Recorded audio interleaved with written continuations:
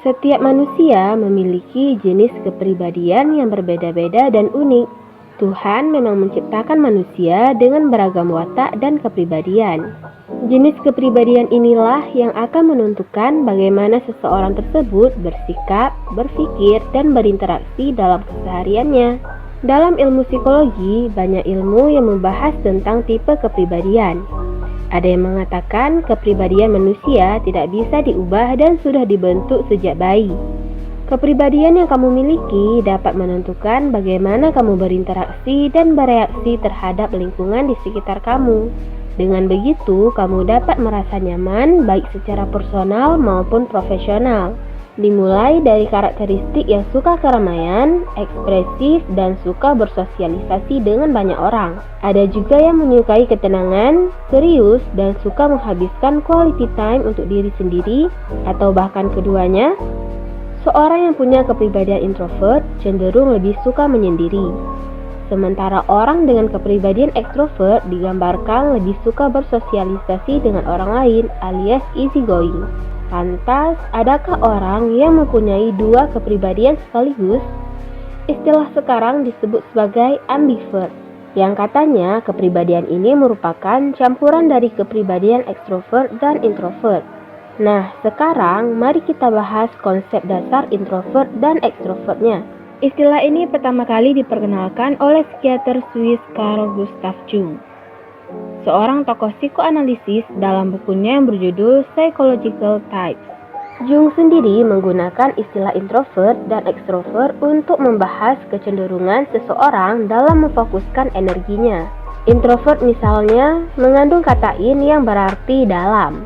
Orang yang introvert memiliki sumber energi dari dalam diri, dan dengan demikian fokus energinya pun ke dalam diri.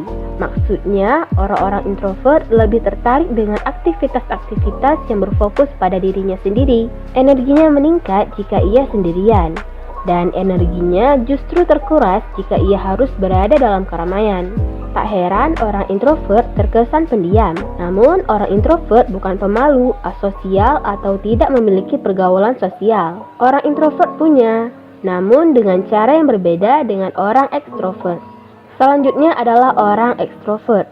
Identik dengan sosok yang bawel, sangat pandai bergaul dan supel, bahkan gak segan sering dicap tukang cari perhatian. Mari kita lihat asal istilahnya dulu, yakni X, yang berarti dari luar. Orang ekstrovert memiliki sumber energi dari luar diri. Dengan demikian, ia memang membutuhkan lingkungan sosial yang luas untuk memberikan energi baginya. Tak heran, orang-orang ekstrovert seringkali senang menjadi pusat perhatian dalam keramaian. Namun, orang ekstrovert tidak identik dengan tidak bisa diam atau banyak omong.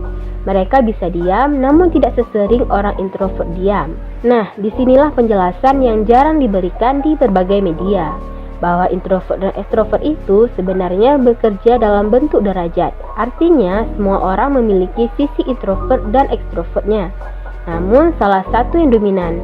Misalnya begini, ada individu yang mempunyai kadar introvertnya 80% dan 20% sisanya adalah ekstrovert. Dengan demikian, dalam tes MBTI, ia tergolong dalam orang introvert.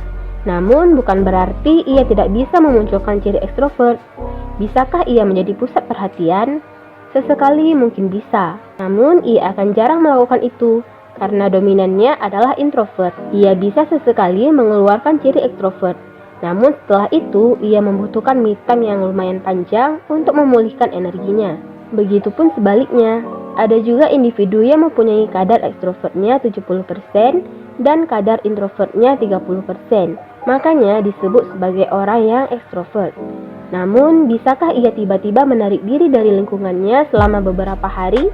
Mungkin saja, karena meskipun ia seseorang yang ekstrovert, bukan berarti ia tidak memiliki ciri introvert. Namun, setelah ia melakukan itu, ia akan mencari pergaulan sosial untuk mengembalikan energinya. Maka dengan demikian, semua orang pada dasarnya adalah ambivert, karena semua orang memang memiliki keduanya. Kadar masing-masing oranglah yang membedakannya. Jadi tidak ada sebuah tipe kepribadian yang unik yang berarti ambivert, karena sesungguhnya semua orang adalah ambivert. Dominasi salah satunya lah yang menunjukkan hasil introvert dan ekstrovert. Tes yang mengukur kadar ekstroversi seseorang atau yang dikenal sebagai tes MBTI, tidak ada tipe ambivert di dalamnya. Setelah mendengar keterangan di atas, kira-kira kepribadian mana nih yang lebih dominan yang kamu miliki?